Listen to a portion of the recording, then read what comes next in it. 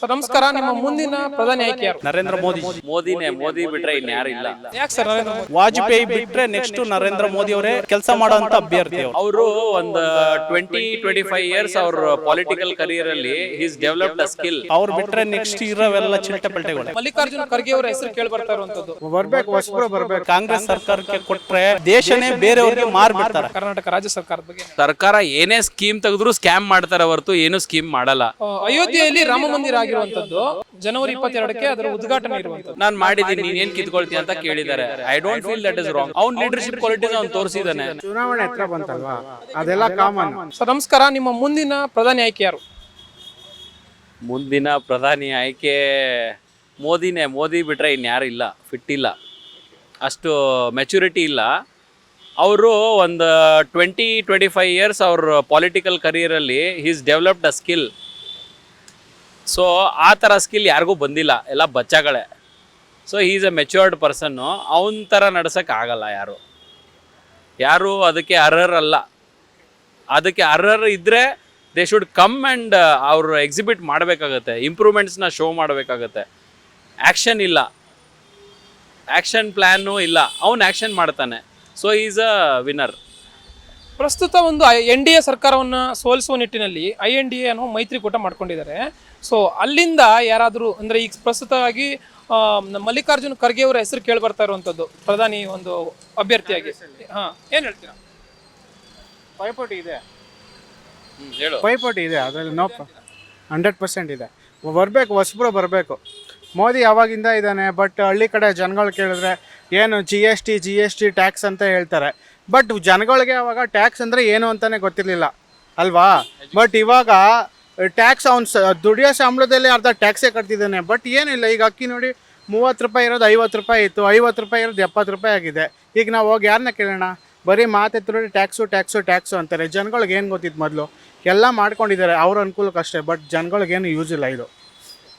So ಈಗ ಹಾಗಿದ್ರೆ ಅಂದರೆ ಒಂದು ಕೇಂದ್ರ ಸರ್ಕಾರದಿಂದ ದಕ್ಷಿಣದ ರಾಜ್ಯಗಳಿಗೆ, ಸೌತ್ ಸ್ಟೇಟ್ಸ್ಗಳಿಗೆ ಒಂದು ಅನ್ಯಾಯ ಆಗ್ತಾ ಇದೆ, ಅಂದರೆ ಒಂದು ಯಾವ ಸ್ಥಾನಮಾನವನ್ನು ನೀಡ್ತಾ ಇಲ್ಲ ಅನ್ನೋ ಒಂದು ಆರೋಪ ಇದೆ. ಏನು ಹೇಳ್ತೀವಿ? ಬಟ್ ಇದೆ, ಬಟ್ ಕೇಳೋರು ಯಾರೂ ಇಲ್ವಲ್ಲ.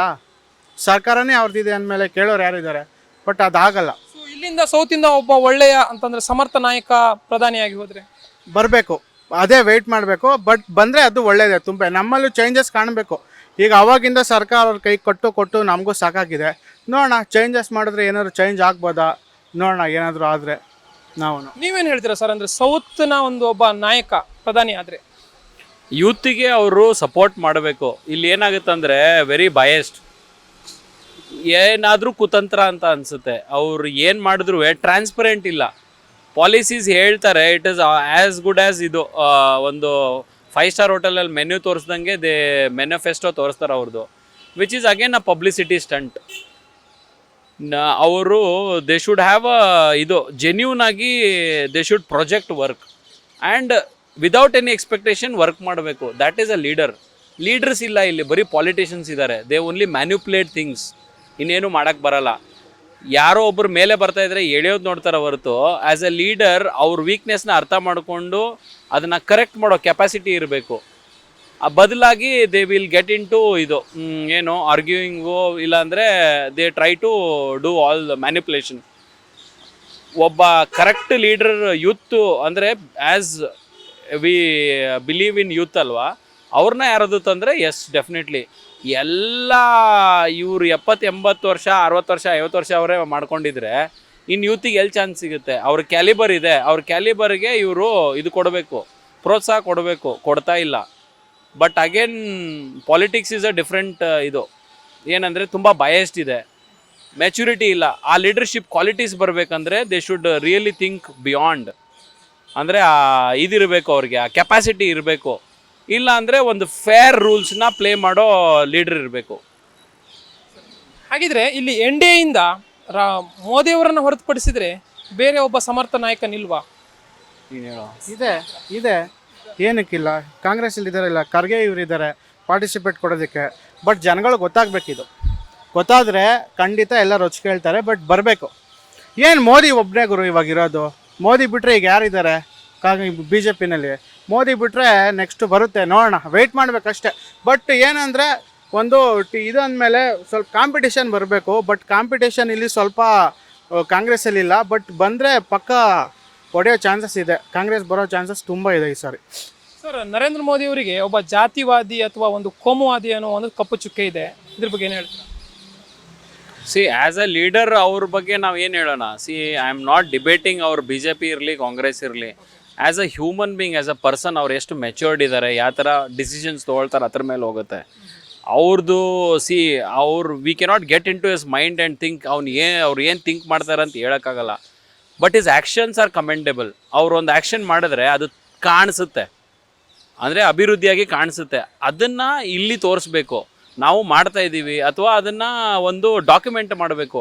ಡಾಕ್ಯುಮೆಂಟ್ ಏನೂ ಮಾಡಲ್ಲ, ಪ್ರೊಸೆಸ್ ಫಾಲೋ ಮಾಡಲ್ಲ, ಬರೀ ಮ್ಯಾನಿಪ್ಯುಲೇಷನ್ ಆಗುತ್ತೆ ಆಯಿತಾ. ಯಾವುದೋ ಒಂದು ಸ್ಕೀಮ್ನ ಸ್ಕ್ಯಾಮ್ ಮಾಡಿಬಿಡ್ತಾರೆ. ಸೊ ಇಟ್ ಇಸ್ ಆಬ್ವಿಯಸ್ಲಿ ಏನೋ ಒಂದು ಬಡವರಿಗೆ ರೇಷನ್ ಅಂತ ಇರ್ತಾರಲ್ಲ, ಅದರಲ್ಲೂ ಕಳ್ಳಬೆರಕೆ. ಈ ಥರ ಬಯಸ್ಡ್ ಆಗಿ ಹೋದರೆ ಆವಾಗ people will not have belief ಇಲ್ಲ ಇಂಡಿಯನ್ ಕಾನ್ಸ್ಟಿಟ್ಯೂಷನ್ ಮೇಲೆ. ಫಸ್ಟ್ ಆಫ್ ಆಲ್ ಎಜುಕೇಷನ್ ಇಲ್ಲ. ಎಜುಕೇಷನ್ ಹೆಂಗಂದರೆ, ನೀವು ವೋಟಿಂಗಿಂದ ಏನು ಎಷ್ಟು ನಮಗೆ ಯೂಸ್ ಆಗುತ್ತೆ, ಯಾಕೆ ವೋಟ್ ಮಾಡಬೇಕು, ಅದನ್ನು ಜನಕ್ಕೆ ಎಜುಕೇಟ್ ಮಾಡಬೇಕು. They should conduct lot of lot of training sessions. ಆ ಥರ ಮಾಡಲ್ಲ ಇಲ್ಲಿ.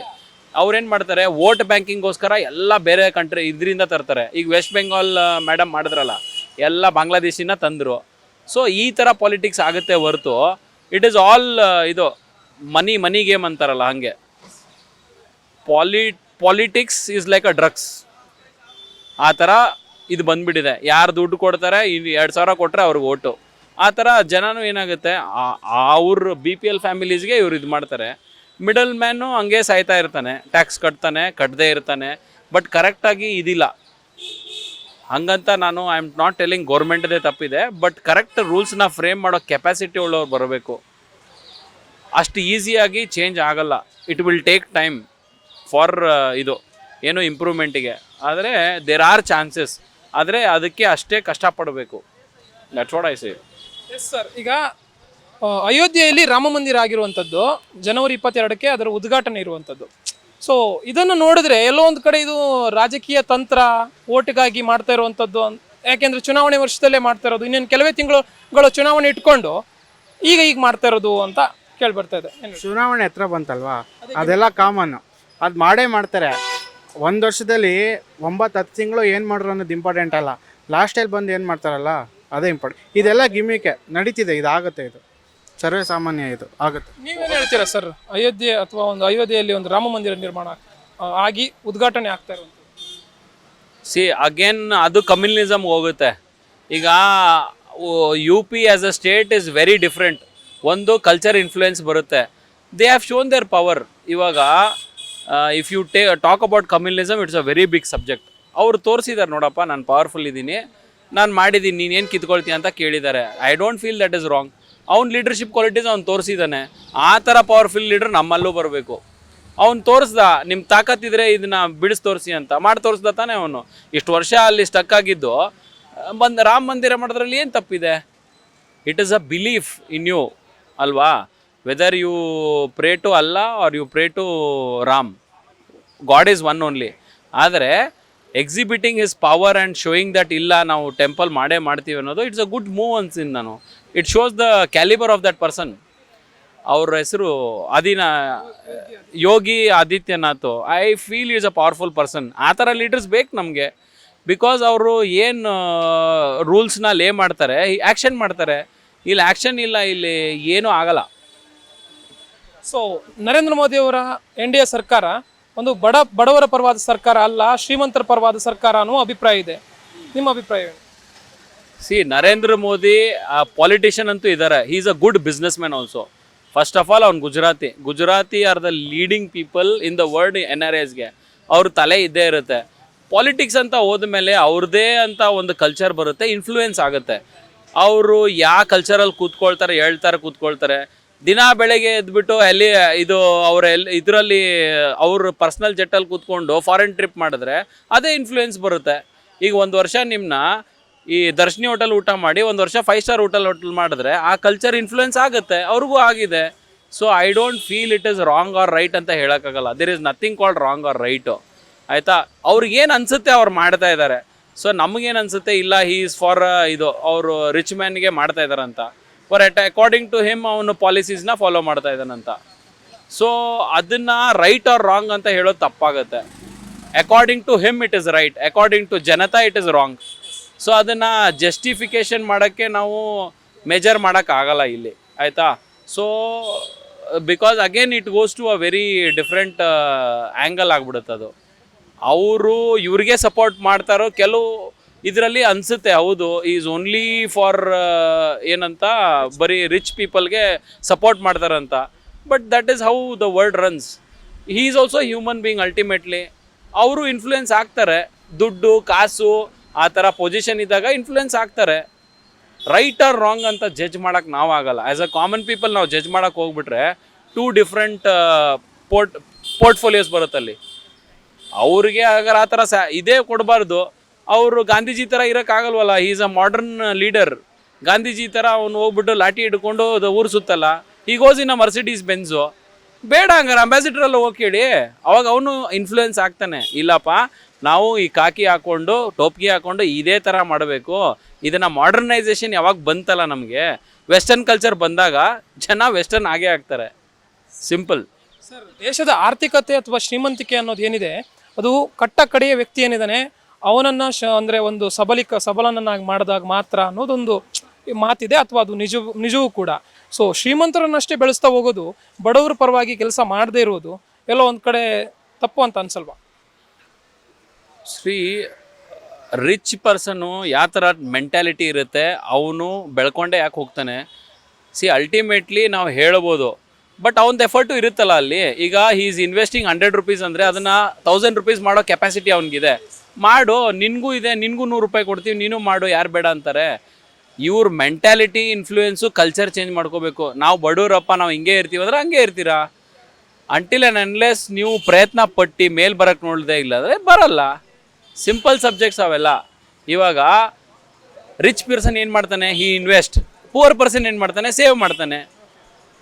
ರಿಚ್ ಪರ್ಸನ್ ಏನು ಮಾಡ್ತಾನೆ, ಅವ್ನು ಲ್ಯಾಂಡ್ ತೊಗೊಳ್ತಾನೆ. ಪುವರ್ ಪರ್ಸನ್ ಏನು ಮಾಡ್ತಾನೆ, ಇನ್ನೂ ಟ್ರೆಡಿಷನ್ ಓಲ್ಡ್ ಬಾಕ್ಸ್ ಇದೆಯಲ್ಲ ಅದರಲ್ಲಿ 1 ರೂಪಾಯಿ 10 ರೂಪಾಯಿ ಕಾಯಿನ್ ಹಾಕಿಡ್ತಾನೆ. ಡಿಫ್ರೆನ್ಸ್ ಇಲ್ಲೇ ಗೊತ್ತಾಗ್ತಾ ಇದೆ. It is again your mind set.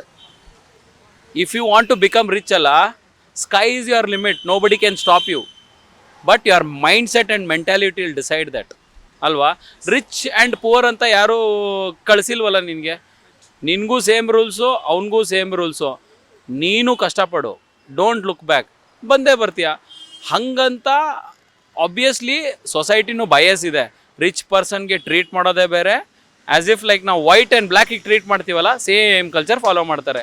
Rich will have privileges, poor will have not privileges, simple. So ಒಂದು ಬಡವರ ಪರವಾಗಿ ಅಂತಂದರೆ ಸರ್ಕಾರ ಅಂತ ಇರೋದು ಹೆಚ್ಚಿನದಾಗಿ ಬಡವರ ಪರವಾಗಿ ಕೆಲಸ ಮಾಡಬೇಕು. ಯಾಕಂದರೆ ಶ್ರೀಮಂತರಿಗೆ ಅವ್ರದ್ದೇ ಆದಂಥ ಒಂದು ಸ್ಟೇಟಸ್ ಏನಿದೆ ಅವ್ರನ್ನ ಗಳಿಸ್ಕೊಂಡಿರ್ತಾರೆ. ಸೊ ಫೈನಲಿ ರಾಜ್ಯ ಸರ್ಕಾರದ ವಿಚಾರಕ್ಕೆ ಬರೋದಾದರೆ, ರಾಜ್ಯ ಸರ್ಕಾರದ ಬಗ್ಗೆ, ಕರ್ನಾಟಕ ರಾಜ್ಯ ಸರ್ಕಾರದ ಬಗ್ಗೆ ಏನು? ಸರ್, ಸರ್ಕಾರ ಏನೇ ಸ್ಕೀಮ್ ತೆಗೆದ್ರೂ ಸ್ಕ್ಯಾಮ್ ಮಾಡ್ತಾರೆ ಹೊರತು ಏನೂ ಸ್ಕೀಮ್ ಮಾಡಲ್ಲ. ಜನರಿಗೂ ಗೊತ್ತಿದೆ. ಈಗ ಇಷ್ಟು ಕೋಟಿ ಅವರಿಗೆ ಸ್ಯಾಂಕ್ಷನ್ ಆಗುತ್ತಂದರೆ 20% ಇದು ತೋರಿಸ್ತಾರೆ, ಇಂಪ್ರೂವ್ಮೆಂಟ್ ಡೆವಲಪ್ಮೆಂಟ್ ತೋರಿಸ್ತಾರೆ. 80% ತಿನ್ನೋದ್ರಲ್ಲೇ ಇರ್ತಾರಲ್ಲ. ಆ ಮೈಂಡ್ ಸೆಟ್ ಇದ್ದಾಗ ನೀವೇನು ಇಂಪ್ರೂವ್ಮೆಂಟ್ ಮಾಡ್ತೀರಾ? First you have to transform ನಿಮ್ಮ ಇದನ್ನು. You become a human being, normal human being ಆಗಿ ಮಾತಾಡಿ. ಆವಾಗ ನೀವು ಇದು ಮಾಡ್ತೀರಾ. ಆಮೇಲೆ ಯು ಶುಡ್ ಗಿವ್ ಇದನ್ನೆಲ್ಲ ತೆಗೆದಾಕ್ಬೇಕು ಅವ್ರಿಗೆ. ಅವ್ರದ್ದೇನು ಫೆಸಿಲಿಟೀಸ್ ಇರದೆ ಎಲ್ಲ ತೆಗೆದಾಕ್ಬೇಕು. First try to adapt things. ಏನಂದರೆ ಕಾಕಿ ಹಾಕ್ಕೊಂಡು ಏನು ಕೆಲಸ ಮಾಡ್ಬೇಕು ನೀನು, ನಿನ್ನ ಜವಾಬ್ದಾರಿ ಏನು, ಯು ಹ್ಯಾವ್ ಟೇಕನ್ ಓತ್ ಅಲ್ವಾ, ಏನು ಮಾಡ್ತೀಯ ಅಂತ. ಭಾರತ್ ಮಾತೆ ಮುಂದೆ ಓತ್ ತೊಗೊಳ್ತೀಯಲ್ಲ, ಅದನ್ನು ನೀನು ನಿಭಾಯಿಸು. Become a simple man. ಈಗ ದೇರ್ ಆರ್ ಎಕ್ಸಾಂಪಲ್ಸ್. ರಜನಿಕಾಂತ್ ಇಲ್ವಾ, is a very simple man, ಮಾಡ್ತಾನೆ, ದೇವ್ರ ಭಕ್ತ. ಆ ಥರ ಇವ್ರು ಇರಲ್ವಲ್ಲ. They are again attracted by influences. ಹೆಂಗೆ, ಕೋಟಿ ಮನೆ ಇರುತ್ತೆ, ಹೆಲಿಪ್ಯಾಡ್ ಇರುತ್ತೆ, ದುಡ್ಡು ಕಾಸು ಇರುತ್ತೆ. ಈಗ ಸಡನ್ನಾಗಿ ನಿಮ್ಗೆ 10 ಲಕ್ಷ ಬಂದುಬಿಟ್ರೆ ನೀವು ಕೆಲಸ ಮಾಡ್ತೀರಾ? ಇಲ್ಲ. So that is where is a difference. ಕೊಡಬೇಡಿ. ನೀವು ಲೂಪ್ ಹೋಲ್ಸ್ ಯಾಕೆ ಕೊಡ್ತೀರಾ? ನೀವೇ ಚಾನ್ಸ್ ಕೊಟ್ಬಿಟ್ಟು ಅದನ್ನು ಸ್ಕೀಮ್ನ ಸ್ಕ್ಯಾಮ್ ಮಾಡೋಕ್ಕೆ ಕೊಟ್ಬಿಟ್ರೆ ಯಾರಾದರೂ ಮಾಡ್ತಾರೆ. ಈಗ ನೀವು ಅದನ್ನೇ, ಈ ಸರ್ಕಾರನೇ ಒಂದು 10th ಸ್ಟ್ಯಾಂಡರ್ಡ್ ಫೇಲು ಸ್ಲಮ್ ಹುಡುಗನ ಕೊಡಿ, ಅವನದು ವರ್ಷನೇ ಚೇಂಜ್ ಆಗುತ್ತಾ ಇಲ್ವಾ? ಅದು ಇನ್ಫ್ಲೂಯೆನ್ಸು, ಕಲ್ಚರು. ಲೀಡರ್ ಅಂದರೆ ಅವ್ನು ಇನ್ಹೆರೆಂಟ್ ಮಾಡ್ಕೋಬೇಕು. He should come out with example. ಅವ್ನ ಎಕ್ಸಾಂಪಲ್ ಸೆಟ್ ಆದಾಗಲೇ ಆಗೋದು ಡಿಫ್ರೆನ್ಸು. ಇಲ್ಲ ನಾನು ಇವನು ತಿಂದಿದ್ದಾನೆ ನಾನು ತಿಂತೀನಿ ಅಂದರೆ ಹಂಗೆ ಇರೋದು.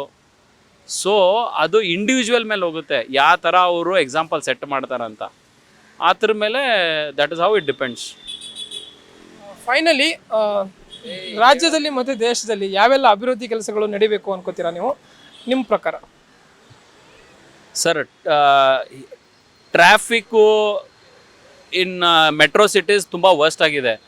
ಇನ್ಫ್ರಾಸ್ಟ್ರಕ್ಚರ್ ಡೆವಲಪ್ ಆಗಬೇಕು. Metro work is very slow, ಆಯಿತಾ. Metro is starting from 2003. ನಮ್ಮ ಇವರು ಹೇಳಿದರು, SM ಕೃಷ್ಣ ಅವರು 2004 ಸಿಂಗಾಪುರ್ ಮಾಡ್ತೀನಿ ಅಂತ. ಅದು ಹೇಳಿದಾದರೂ ಕಂಟಿನ್ಯೂ ಮಾಡಿದಾರಾ? ಮಾಡಲ್ಲ. 20 years for a metro is a scam again. ಸೆಂಟ್ರಲಿಂದನೇ ಸ್ಕ್ಯಾಮ್ ಆಗುತ್ತೆ. ಇನ್ನು ಹೆಂಗೆ ಇಂಪ್ರೂವ್ಮೆಂಟ್ ಆಗುತ್ತೆ? ಇನ್ಫ್ರಾಸ್ಟ್ರಕ್ಚರ್ ನೀವು ಎಷ್ಟು ಫಾಸ್ಟಾಗಿ ಡೆವಲಪ್ ಮಾಡ್ತೀರಾ ಅಷ್ಟು ಫಾಸ್ಟಾಗಿ ಡೆವಲಪ್ಮೆಂಟ್ ಬರುತ್ತೆ. ಎಷ್ಟು ಫಾಸ್ಟಾಗಿ ನೀವು ಕರ್ಬ್ ಮಾಡ್ತೀರಾ ಟ್ರಾಫಿಕ್ನ ಅಷ್ಟಾಗುತ್ತೆ. ಬಟ್ ನೀವು ಕರ್ಬೇ ಮಾಡಲಿಲ್ಲ, ರೂಲ್ಸ್ ಲೇ ಮಾಡಲಿಲ್ಲ ಅಂದರೆ ಆಗಲ್ಲ.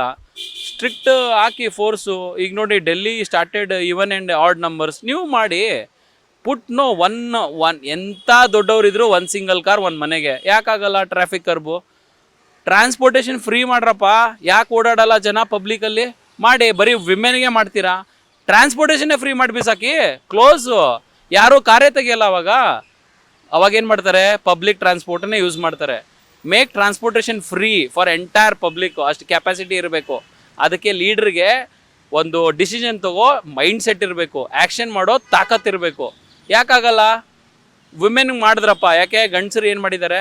ತಿರುಗಲಿ ಬಿಡಿ, ಪರವಾಗಿಲ್ಲ, ಫ್ರೀ ಮಾಡಿ ಪಬ್ಲಿಕ್ ಟ್ರಾನ್ಸ್ಪೋರ್ಟ್ನ. ಅಟ್ಲೀಸ್ಟ್ ಔಟ್ ಸ್ಟೇಷನ್ ಬೇಡ, ಲೋಕಲ್ ಐಟ್ಸಿಗೆ ಫ್ರೀ ಮಾಡಿ. ಯಾಕೆ ಕಾರ್ ತೆಗಿತಾರೆ? ಯಾಕೆ ಬೈಕ್ ತೆಗಿತಾರೆ? ಯೋಚನೆ ಮಾಡಿ. Simple things. ಒಂದು ಕಾಮನ್ ಮ್ಯಾನ್ ಇಷ್ಟೆಲ್ಲ ಹೇಳ್ತಾನೆ ಅಂದರೆ ಒಬ್ಬ ಲೀಡ್ರಿಗೆ ಇನ್ನೆಷ್ಟು ನಾಲೆಜ್ ಇರುತ್ತೆ, ಅವನೆಷ್ಟು ಇಂಪ್ರೂವ್ಮೆಂಟ್ ಮಾಡ್ಬೋದು.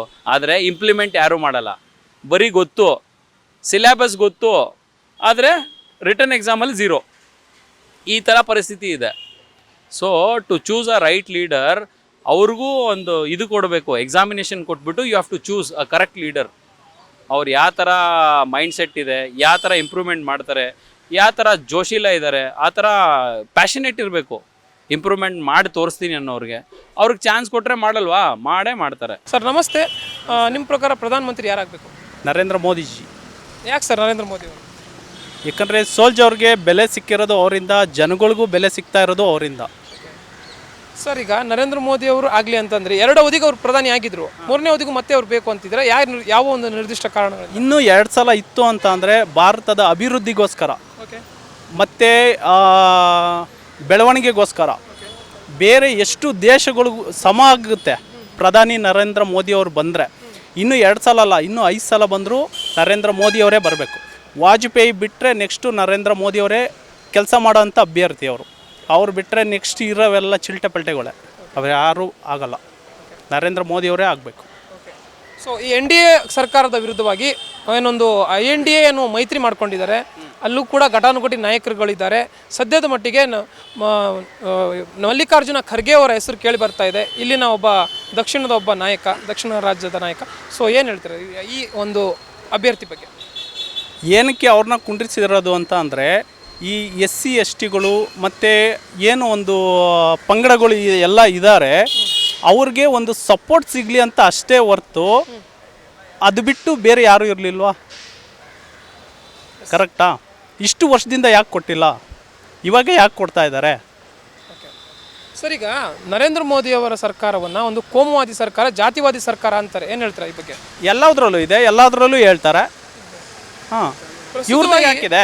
ಅದೇ ನರೇಂದ್ರ ಮೋದಿ ಅವರ ಸರ್ಕಾರಕ್ಕೆ ಇರುವಂಥ ಕಪ್ಪು ಚುಕ್ಕೆ. ಅದು ಏನು ಹೇಳ್ತೀರಾ?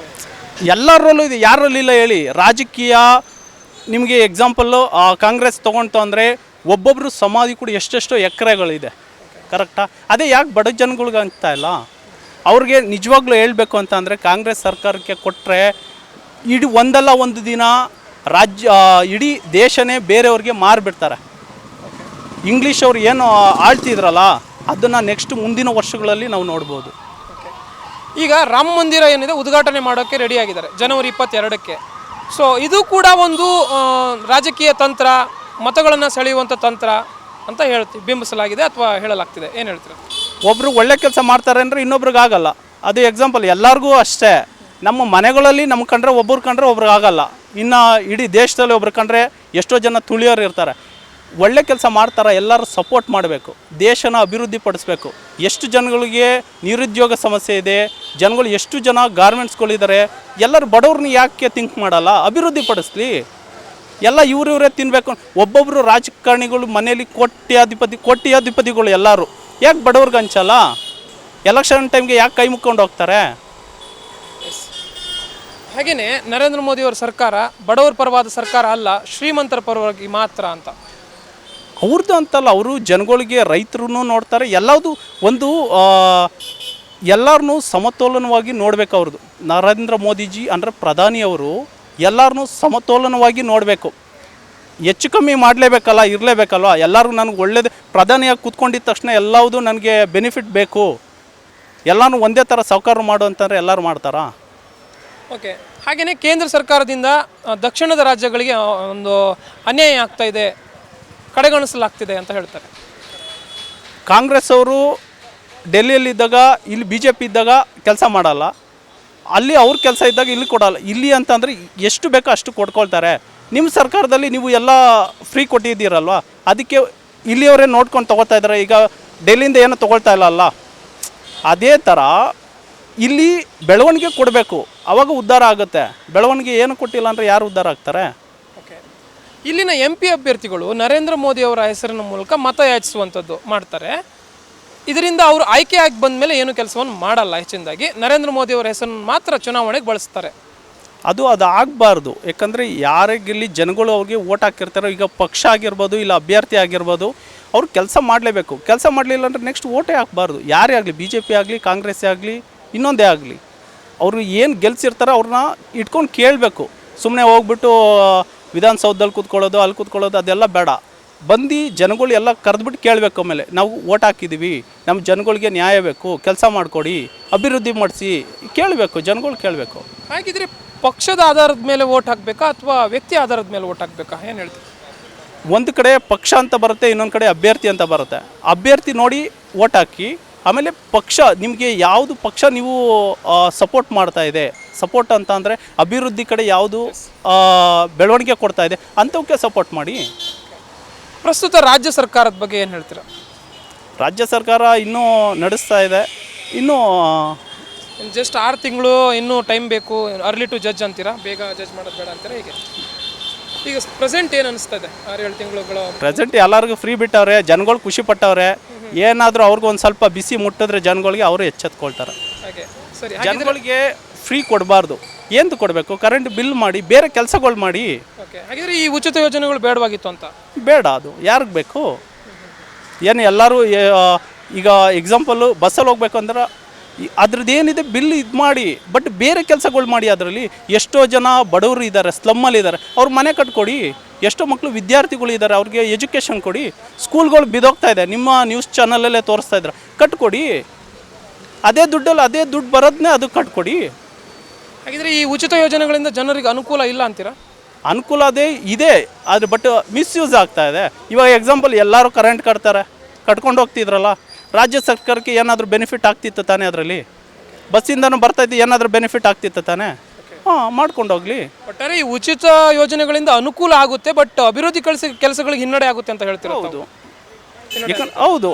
ಇವಾಗ ಎಕ್ಸಾಂಪಲ್ ನೀವು ಒಂದು ಮೆಜೆಸ್ಟಿಕ್ ಇದೆಯಲ್ಲ, ಸುತ್ತಮುತ್ತ ನೋಡಿ, ಮೋರಿಗಳು ಕ್ಲೀನಾಗಿದೆಯಾ? ಕಾಲೇಜ್ಗಳು, ಸ್ಕೂಲ್ಗಳು ಕ್ಲೀನಾಗಿದೆಯಾ? ಮಕ್ಕಳಿಗೆ ಅವ್ರಿಗೆ ವಿದ್ಯಾಭ್ಯಾಸ ಕೊಡ್ತಾ ಇದೆಯಾ? ಎಷ್ಟೋ ಗೌರ್ಮೆಂಟ್ ಸ್ಕೂಲ್ಗಳಲ್ಲಿ ಕೊಡಿ, ಒಳ್ಳೊಳ್ಳೆ ಎಜುಕೇಷನ್ ಕೊಡಿ. ನೀವು ಅದನ್ನೇ ಟೀಚರ್ಸ್ಗಳ್ನ ಅವ್ರಿಗೊಂದು ಪೇಮೆಂಟ್ ಅಂತ ಕೊಟ್ಬಿಟ್ಟು, ಎಲ್ಲರಿಗೂ ಪರ್ಮನೆಂಟ್ ಅಂತ ಕೊಟ್ಬಿಟ್ಟು ಅವ್ರಿಗೆ ಒಳ್ಳೆ ಎಜುಕೇಷನ್ ಕೊಡಿಸಿ. ಯಾಕಾಗಲ್ಲ? ಲ್ಯಾಪ್ಟಾಪ್ಗಳು ಕೊಡಿ, ಅಲ್ಲೇ ಲ್ಯಾಪ್ಟಾಪ್ ಸಿಸ್ಟಮ್ ಹೇಳ್ಕೊಡಿ. ಯಾಕಾಗಲ್ಲ? ಯಾರು ಓದಲ್ಲ? ಸುಮ್ಮನೆ ಏನು ಲಕ್ಷಾಂತರ ರೂಪಾಯಿ ಡೊನೇಷನ್ ಕೊಟ್ಬಿಟ್ಟು ಓದಿಸ್ಬೇಕು? ಹಾಗೆಯೇ ಒಂದು ರಾಜ್ಯಕ್ಕೆ ಅಥವಾ ರಾಷ್ಟ್ರಕ್ಕೆ ರಾಜಕಾರಣದಲ್ಲಿ ಒಂದು ಅಧಿಕಾರ ಪಕ್ಷ ಎಷ್ಟು ಮುಖ್ಯವೋ ಹಾಗೆ ವಿರೋಧ ಪಕ್ಷವೂ ಕೂಡ ಅಷ್ಟೇ ಮುಖ್ಯವಾಗಿರುತ್ತೆ. ಆ ನಿಟ್ಟಿನಲ್ಲಿ BJPಯ ಒಂದು ಕಾರ್ಯ ಹೇಗಿದೆ ಅಂತೀರಾ ವಿರೋಧ ಪಕ್ಷವಾಗಿ? ವಿರೋಧ ಪಕ್ಷ ಇರಬೇಕು. ಯಾವುದಕ್ಕೆ ಅಂತ ಅಂದರೆ, ಆಪೋಸಿಟ್ ನೆಲ ಜಲ ಅಂತ ಏನು ಬಂತು ಅಂದರೆ ಅದಕ್ಕೆ ಸಂಬಂಧಪಟ್ಟಂತೆ ಕೈ ಜೋಡಿಸ್ಬೇಕು, ಬಟ್ ಕಾಲೆಳಿಬಾರ್ದು. ಇದು ವಿರೋಧ ಪಕ್ಷ. ಖಂಡಿತ. ಆ ನಿಟ್ಟಿನಲ್ಲಿ ವಿರೋಧ ಪಕ್ಷ ನೀಟಾಗಿ ಕೆಲಸ ಮಾಡ್ತಿದೆ ಅಂತೀರಾ? ಯಾಕೆ ಅಂತಂದರೆ ಎಲ್ಲೋ ಒಂದು ಕಡೆ ಸರ್ಕಾರ ಹಾದಿ ತಪ್ಪದಲ್ಲಿ ಅಥವಾ ಸರಿಯಾಗಿ ಇಲ್ಲದೆ ಒಂದು ಪರಿಸ್ಥಿತಿಯಲ್ಲಿ ಆಗ ಕಿವಿ ಹಿಂಡುವ ಕೆಲಸವನ್ನು ಸರ್ಕಾರವನ್ನು ಹೆಚ್ಚಿಸುವ ಕೆಲಸವನ್ನು ವಿರೋಧ ಪಕ್ಷ ಮಾಡಬೇಕಾಗುತ್ತೆ. ಆ ನಿಟ್ಟಿನಲ್ಲಿ ಏನು ಹೇಳ್ತೀರಾ? ವಿರೋಧ ಪಕ್ಷವರು ಏನು ಮಾಡಬೇಕು ಅಂತಂದರೆ ಯಾವುದು ಕೆಲಸ ಆಗಬೇಕು ಅಂಥದ್ದು ಮಾತ್ರ ಕೊಡಬೇಕು. ಯಾರಿಗೆ? ಆಡಳಿತ ಪಕ್ಷಕ್ಕೆ. ಇವ್ರು ಏನು ಮಾಡ್ತಾರೆ ಗೊತ್ತಾ? ಅವ್ರು ಹಂಗೆ ಮಾಡಿದ್ರು, ಇವ್ರು ಹಿಂಗೆ ಮಾಡಿದ್ರು, ಬರೀ ಕೆಕೆ ಅಂತ ಎಲ್ಲ ಕಿಸಿತವೆ. ಇದೆಲ್ಲ ಬಿಡಬೇಕು. ಮೊದಲು ಕರೆಕ್ಟಾಗಿ ಎಲ್ಲರೂ ಅವರು ಟೈಮಿಂಗ್ಸ್ ಏನಿದೆ, ಅವ್ರು ಏನು ಕೆಲಸ ಮಾಡಬೇಕು, ಫಸ್ಟು ಅವ್ರ ಬಗ್ಗೆ ಜ್ಞಾನ ಇರಬೇಕು. ಯಾವನೋ ಒಬ್ಬ ಪೇಪರ್ ಎಸೆಯೋದು, ಎಲ್ಲರೂ ಬಂದು ತುಂಬ್ಕೊಳ್ಳೋದು, ಇದೆಲ್ಲ ಸರ್ವೇಸಾಮಾನ್ಯ. ಅದು ಬಿಟ್ಟು ಏನು ನಮ್ಮ ದೇಶದ ಬಗ್ಗೆ ಇನ್ನೂ ನೆಕ್ಸ್ಟ್ ಏನು ಮಾಡ್ಬೋದು, ಅಭಿವೃದ್ಧಿ ಪಡಿಸ್ಬೋದು, ಅದನ್ನೆಲ್ಲ ಇರಬೇಕು. ವಿರೋಧ ಪಕ್ಷದ ನಾಯಕನಾಗಿ ಆರ್ ಅಶೋಕ್ ಅವರನ್ನು ಆಯ್ಕೆ ಮಾಡಿದ್ರು. ಆ ಆಯ್ಕೆ ಬಗ್ಗೆ ಏನು ಹೇಳ್ತೀರಾ? ಸಮರ್ಥ ನಾಯಕರ ವಿರೋಧ ಪಕ್ಷಕ್ಕೆ? ಅದು ಅವ್ರ ಟೀಮಲ್ಲಿ, ಅವರ ಗುಂಪಲ್ಲಿ ಒಬ್ಬರು ನಾಯಕ ಅಂತ ಆರಿಸಿದ್ದಾರೆ. ಬಟ್ ಅವ್ರವ್ರಿಗೆ ಅದು ಸೇರಿದ್ದು. ಅದರಲ್ಲಿ ಒಬ್ಬೊಬ್ರು ಇದ್ದಾರೆ, ಒಬ್ರಿಗೂ ಅದು ಕಂಡ್ರೂ ಒಬ್ರಿಗೆ ಬೇಜಾರಿದೆ, ಒಬ್ರಿಗೆ ಇಷ್ಟ ಇದೆ. ಅವ್ರ ಕಡೆ ಇನ್ನೊಂದು ಏನಂತಂದರೆ, ಒಬ್ಬರು MLA ಅಂತ ಅಂದರೆ ಅವ್ರ ಕಡೆ ಒಂದು 3-4 ಜನ ಈ ಥರ ಟೀಮ್ ಮಾಡ್ಕೊಂಡಿದ್ದಾರೆ. ಅದು ಆಗಬಾರ್ದು. ಅದು ಟೋಟಲ್ ಒಂದು ಪಕ್ಷ ಅಂತಂದರೆ ಎಲ್ಲ ಇರಬೇಕು. ಅದು ಸಂಜೆ ಆದರೆ ಒಂದು ಮೀಟಿಂಗ್ ಇರಬೇಕು, ನೆಕ್ಸ್ಟ್ ಏನು ಮಾಡಬೇಕು ಅದ್ರ ಬಗ್ಗೆ ಗಮನ ಕೊಡಬೇಕು. ಯಾರೋ ಒಬ್ಬ ಏನೋ ಎಲ್ಲಿ ಕಾಂಗ್ರೆಸ್ ಅವರ MLA ಮನೆಗೆ ಒಬ್ಬರು ಹೋದ್ರು ಅಂತಂದರೆ ಮೀಡಿಯಾದ ಅದೇ ತೋರಿಸ್ತಾರೆ. ಬಟ್ ಅವ್ರು ಒಳಗಡೆ ಏನೇನು ಇರುತ್ತೋ ಗೊತ್ತಿಲ್ಲ. ಬಟ್ ಅದು ಆಗದಂಗೆ ಇವರು ಪಕ್ಷದಲ್ಲಿ ನೋಡ್ಕೊಬೇಕು, ಒಗ್ಗಟ್ಟಾಗಿರಬೇಕು. ಒಗ್ಗಟ್ಟಾಗಿತ್ತು ಅಂದರೆ ಏನು ಬೇಕಾದ್ರೂ ಮಾಡ್ಬೋದು. ಸೊ ಅದೇ ರೀತಿ ಈಗ ಲೋಕಸಭೆ ಚುನಾವಣೆಗಾಗಿ BJP ಮತ್ತು JDS ಮೈತ್ರಿ ಆಗಿರೋದು, ಅದು ಅವರು ಪಕ್ಷ ಇನ್ನೂ ಬಲಪಡಿಸಬೇಕು. ಹಾಗಾಗಿ ಅವರು ಸಪೋರ್ಟ್ ತೊಗೊಂಡಿದ್ದಾರೆ. ಇದರಿಂದ ಯಾರಿಗೆ ಅನುಕೂಲ ಅಂತೀರಾ? BJPಗ JDSಗ? ಅದು ಜನಗಳ ಆಯ್ಕೆ. ನಿಮ್ಮ ಪ್ರಕಾರ ಯಾರಿಗೆ ಅನುಕೂಲ ಆಗ್ಬೋದು ಹೆಚ್ಚಿನದಾಗಿ? BJP JDS ಅವರು ಸೇರಿ JDS ಅವರು ಕೆಲವೊಂದು ಸೀಟ್ಗಳು ಆರಿಸ್ಕೊಂಡಿದ್ದಾರೆ. ಯಾಕಂದರೆ ಬೇರೆ ಕಡೆ ನಿಂತ್ಕೊಂಡ್ರೂ ಕೂಡ ಗೆಲ್ಲಕ್ಕಾಗಲ್ಲ. ಅದೇ ಒಂಟಿತನ ಇರುತ್ತೆ, BJPಗೂ ಇರುತ್ತೆ. ಅಲ್ಲಿ ನಿಂತ್ಕೊಂಡ್ರೆ ಅವ್ರು ಗೆಲ್ಲಕ್ಕಾಗಲ್ಲ. ಈಗ ಕಾಂಗ್ರೆಸ್ ಓಟ್ಗಳು ಜಾಸ್ತಿ ಇರುತ್ತೆ. ಅವಾಗ ಏನು ಮಾಡ್ತಾರೆ, JDS ಓಟು ಮತ್ತು BJP ಓಟು ಒಬ್ರಿಗೆ ಬಿತ್ತು ಅಂದರೆ ಗೆಲ್ಲುತ್ತೆ. ಅವಾಗ ಸಪೋರ್ಟ್ ಸಿಗುತ್ತೆ ಅಂದ್ಬಿಟ್ಟು ಆ ಥರ ಮಾಡ್ತಾಯಿದ್ದಾರೆ. ಸರ್, ನಾನು ಮುಂದಿನ ಪ್ರಧಾನಿ ಯಾರು ಅನ್ನೋದು ನನಗೆ ಬೇಡ. ನಮ್ಮ ನಾಯಕ ಒಳ್ಳೆಯವನಾಗಿರಬೇಕು. ಆ ನಾಯಕನ ನಾವು ಓಟ್ ಹಾಕಿ ಗೆಲ್ಲಿಸ್ತಾ ಇದ್ದೀವಿ. ಇತ್ತುವನ್ನು ನಮ್ಮ ದಿನೇಶ್ ಗುಂಡೂರಾವ್ ಅವ್ರದ್ದೇ ಒಂದು ತೋಳಿ. ಅವ್ರ ಅಭಿವೃದ್ಧಿಗೋಸ್ಕರ ಭಾಳ ಇದು ಮಾಡ್ತಾ ಇದ್ದಾರೆ. ವಿತ್ತು ಮೆಡಿಕಲ್ ಬಗ್ಗೆ ಅಂತೂ ಭಾಳ ಅವರು ರೆಸ್ಪಾಂಡ್ಮೆಂಟ್ ಮಾಡ್ತಾ ಇದ್ದಾರೆ. ವಿತ್ತು ಬಡವ್ರಿಗಂತೂ ಭಾಳ ಸಹಾಯ ಮಾಡ್ತಾ ಇದ್ದಾರೆ ಅವರು. ಇನ್ನು ನಮ್ಮ ಸರ್ಕಾರ, ಕೇಂದ್ರ ಸರ್ಕಾರದವರು ನಮ್ಗೆ ಏನು ಮಾಡವ್ರೆ ಇವಾಗ ನೋಡಿ. ಒಬ್ಬ ವ್ಯಕ್ತಿ ಒಂದು ಹ್ಯಾಂಡಿಕಪ್ ಆಗಲಿ, ಒಬ್ಬ ಯಾರನ್ನ ವ್ಯಕ್ತಿ ಆಗಲಿ, ಈಗ ಫುಟ್ಪಾಟಲ್ಲಿ ನಡಿಬೇಕಂದ್ರೆ ಭಾಳ ಕಷ್ಟ ಆಗ್ತಾ ಇದೆ. ಅಲ್ಲಿ ಹೋಗ್ತಾ ಇದ್ರೆ ವೆಹಿಕಲ್ಸ್ಗಳು ಎಷ್ಟು ಬರ್ತಾ ಇದೆ, ಫುಟ್ಪಾಟಲ್ಲಿ ಏನಿದೆ ನಡೀತಾ ಇದೆ. ಫುಟ್ಪಾಟ್ ಅನ್ನೋದಿಲ್ಲ. ಬೈ ಚಾನ್ಸ್ ನೀವೇ ಹೋಗ್ತಾ ಇದ್ರಿ, ವೆಹಿಕಲ್ ಬಂದು ಹೊಡ್ಕೊಂಡು ಹೋದ, ಅವನು ಸಾರೇ ಸಮದಾಗ ಹೋಗ್ಬಿಡ್ತಾನೆ. ಅವನು ಹೊಡ್ಕೊಂಡು ಹೋಗ್ಬಿಟ್ಟ. ಆ ವ್ಯಕ್ತಿ ಅವ್ನು ಸದ್ ಬಿದ್ದಿದ್ರು, ಇಲ್ಲ ಕಾಲು ಮುರಿದೋಯ್ತು, ಕೈ ಮುಗ್ದೋಯ್ತು, ಯಾರು ನೋಡ್ತಾರೆ ಅವ್ರಿಗೆ? CC ಕ್ಯಾಮ್ರಾ ನೋಡು, ಏನು ಮಾಡೋ. ಟ್ರಾಫಿಕ್ ಪೊಲೀಸ್ ಏನು ಮಾಡ್ತಾ ಇದ್ದಾರೆ? ಅವ್ರ ಕರ್ತವ್ಯ ಮಾಡ್ತಾ ಇದ್ದಾರೆ, ಫೋಟೋ ಹಿಡಿತಾರೆ, ಅವ್ರಿಗೆ ಫೈನ್ ಮಾಡ್ತಾರೆ. ಇಲ್ಲ ಎಕ್ಸಾಂಪಲ್ ಅವ್ರಿಗೆ ಸಿಕ್ತು, ಬೈ ಚಾನ್ಸ್ ಅವರು ಇದು ವೆಹಿಕಲ್ಸ್ ನಂಬರ್ ಸಿಕ್ಕಿದ್ರು ಅಷ್ಟೇ, ಅವ್ನಿಗೆ ಫೈನ್ ಬೀಳುತ್ತೆ. ಆ ವ್ಯಕ್ತಿ ಬಿದ್ದವನಿಗೇನು? ಆ ವ್ಯಕ್ತಿ ಬಿದ್ದವನ ಗೇಟಿಗೆ ಏನಾಗುತ್ತೆ ಹೇಳಿ? ನೀವೇ ನೋಡಿ. ಇವಾಗ ಎಷ್ಟೋ ಹೆಣ್ಮಕ್ಳು ಕೆಲ್ಸಕ್ಕೆ ಹೋಗ್ತಾ ಇದ್ದಾರೆ, ಮರ್ಬಾಲ್ ಕೆಲ್ಸಕ್ಕೆ ಹೋಗ್ತಾರೆ, ಮಂತ್ರಿ ಮಹಲ್ ಕೆಲ್ಸಕ್ಕೆ ಹೋಗ್ತಾರೆ, ಎಷ್ಟೋ ಜನ ಹೋಗ್ತಾರೆ. ಫುಟ್ಪಾಟ್ ಅನ್ನೋದೇ ಇಲ್ಲ. ಆದರೆ ನಮ್ಮ ದಿನೇಶ್ ಗುಂಡೂರಾವ್ ಸರ್ ಇವತ್ತು ನಾವು ಹೇಳ್ತೀವಿ ಹೆಚ್ಚಿಕೆ ನಾಯಕ ಅವರು. ನಮ್ಮ ತಂದೆ ಕಾಲ ಅವರು ಗುಂಡೂರಾವ್ ಅವರು ಇದ್ರಲ್ಲ, ಅವರಿಂದ ಇದು ಎಷ್ಟೋ ಜನಕ್ಕೆ ಸಹಾಯ ಮಾಡೋರೆ, ಬಹಳ ಸಹಾಯ ಮಾಡೋರು. ನೋಡಿ ಇವತ್ತು ನಾವು ಇಲ್ಲಿ ಕೂತ್ಕೊಂಡಿದ್ದೀವಿ ಕಟ್ಟೆ ಮೇಲೆ, ದಿನೇಶ್ ಗುಂಡೂರಾವ್ ಆಶೀರ್ವಾದದಿಂದನೇ ನಾವಿದ್ದೀವಿ. ಹೌದು ಸರಿ ಸರ್. ಈಗ ಇಲ್ಲಿ ಅಂತಂದ್ರೆ ಗಾಂಧಿನಗರ ಒಂದು ವಿಧಾನಸಭಾ ಕ್ಷೇತ್ರಕ್ಕೆ ದಿನೇಶ್ ಗುಂಡೂರಾವ್ ಅವರನ್ನ ನಾಯಕರನ್ನಾಗಿ ಹೇಗೆ ಒಪ್ಕೊಂಡಿದ್ರು, ಹೇಗೆ ಇಷ್ಟಪಡ್ತಾ ಇದ್ರು, ಅದೇ ರೀತಿ ದೇಶಕ್ಕೆ ಒಬ್ಬ ನಾಯಕ ಬೇಕಲ್ವಾ ಪ್ರಧಾನಿಯಾಗಿ? ಸೊ ಆ ಪ್ರಧಾನಿ ನಿಮ್ಮ ಪ್ರಕಾರ ಯಾರಾಗಬೇಕು ಅಂತ? ಅದು ಬೇಡ ನನಗೆ, ಒಳ್ಳೆ ಪ್ರಧಾನಿಯಾಗಿ ಬರಲಿ ಸಾಕು. ಯಾರಾಗಬೇಕು ಅಂತ? ಯಾರಂತ ನಾವು ಹೇಳಕ್ಕಾಗಲ್ಲ. ಯಾರನ್ನ ಒಬ್ಳು ಒಳ್ಳೆ ಪ್ರಧಾನಿ ಬಂದ್ರೆ ಸಾಕು ನಮ್ಗೆ. ಅಂತ ಆಯ್ಕೆ ಇಲ್ಲ. ಆಯ್ಕೆ ಅಂದ್ರೆ ನೋಡಿ, ಇವಾಗ ವೆಹಿಕಲ್ಸ್ಗಳು ಹೊಸ ವೆಹಿಕಲ್ಸ್ಗಳು ಬಿಡ್ತಾ ಇದ್ದಾರೆ. ಈಗ ಜನ ನಡ್ಕೊಳ್ಳೋಗೋದ ಕಷ್ಟ. ಇನ್ನ ಒಂದು ವೆಹಿಕಲ್ಸ್ ನೀವು ತಗೊಬಂದ್ರು ಬಿಟ್ರು ಬಹಳ ಕಷ್ಟ. ಒಳ್ಳೆ ಒಂದು ಪ್ರಧಾನಿಯಾಗಿ ಬರಲಿ ನಮ್ಗೆ. ಈ ಪ್ರಧಾನಿ ಅನ್ನೋದೇ ಬೇಡ ನಮ್ಗೆ. ಯಾರನ್ನ ಪ್ರಧಾನಿಯಾಗಿ ಬಂದ್ರೆ ನಮ್ಗೆ ಬಹಳ ಸಂತೋಷ. ಅಷ್ಟೇ. ನಿಮ್ಮ ಪ್ರಕಾರ ಒಳ್ಳೆ ಪ್ರಧಾನಿ ಬರಬೇಕು ಅಂತ. ಸರಿ, ಹಾಗೆ ನೋಡಕ್ ಹೋದ್ರೆ ನಿಮ್ಮ ಪ್ರಕಾರ ಒಳ್ಳೆ ಪ್ರಧಾನಿಗೆ ಇರುವಂತ ಕ್ವಾಲಿಟೀಸ್ ಏನ್ ಗುಣಗಳು ಇರ್ಬೇಕು ಅಂತೀರಾ? ಅವ್ರು ಇರ್ಬೇಕಂದ್ರೆ ನೋಡಿ, ಬಡವರದು ಮತ್ತೆ ರಸ್ತೆ ವಿಭಾಗಗಳು ಮತ್ತೆ ಸೌಕರ್ಯ, ಅವ್ರಿಗೆ ಏನು ಕಷ್ಟ ಸುಖ ಇದೆ ಅಂತ ನೋಡೋ ಪ್ರಧಾನಿ ನಮ್ಗೆ ಭಾಳ ಇಷ್ಟ ಇದೆ. ಸರ್, ಈಗ ನಮ್ಮ ರಾಜ್ಯದ ಒಬ್ಬ ಹಿರಿಯ ನಾಯಕನಾಗಿ ಅಥವಾ ಕಾಂಗ್ರೆಸ್ ನಾಯಕನಾಗಿ ಅಥವಾ ಒಬ್ಬ ಪ್ರಬುದ್ಧ ನಾಯಕರಾಗಿ ಮಲ್ಲಿಕಾರ್ಜುನ ಖರ್ಗೆ ಅವರ ಹೆಸರು ಕೇಳಿ ಬರ್ತಾ ಇದೆ. ಏನು ಹೇಳ್ತೀರಾ ಪ್ರಧಾನಿ ಒಂದು ರೇಸ್ಗೆ? ಖಂಡಿತ ಬರಲೇಬೇಕು. ಮಲ್ಲಿಕಾರ್ಜುನ ಸರ್ ಬರಲೇಬೇಕು. ಮತ್ತು ವಿತ್ತು ನಮ್ಮ ಸಾರು ನಮ್ಮ ದಿನೇಶ್ ಗುಂಡೂರಾವ್ ಅವರು ಈ ಸಲ ಅವರು ಗೆಲ್ಲೇಬೇಕು. ಈ ಥರ ನಮ್ಮದು ಇದು ಭಾಳ ಆಶೀರ್ವಾದ ಇದೆ. ಅವರು ಬಡವ್ರಿಗಂತ ಅಷ್ಟೊಂದು ಸಹಾಯ ಮಾಡೋರೆ, ಇವತ್ತವರೆಗೂ ನಾವು ನೆನೆಸ್ಕೋಬೇಕು. ನನಗೆ ಕಾಲು ಸ್ಟ್ರೋಕ್ ಆಗಿತ್ತು, ನನಗೆ ಅಂತಲ್ಲ, ಪ್ರತಿಯೊಬ್ಬರು ಬಡವ್ರಿಗಂತೂ ಅವ್ರು ಮಾಡಿರೋ ದಾನ ಧರ್ಮ ನಾವು ಇವತ್ತು ನೆನೆಸ್ಕೊಳ್ತೀವಿ. ಅವರು ಸದಾ MLA ಆಗಿ ತಿರ್ಗಾ ಮಿನಿಸ್ಟರ್ ಆಗಿ ಪ್ರಧಾನಿ ಆಗಲಿ ಅಂತ ನಾನು ಅಲ್ಲ ಹತ್ರ ಬೇಡ್ಕೊಳ್ತೀನಿ.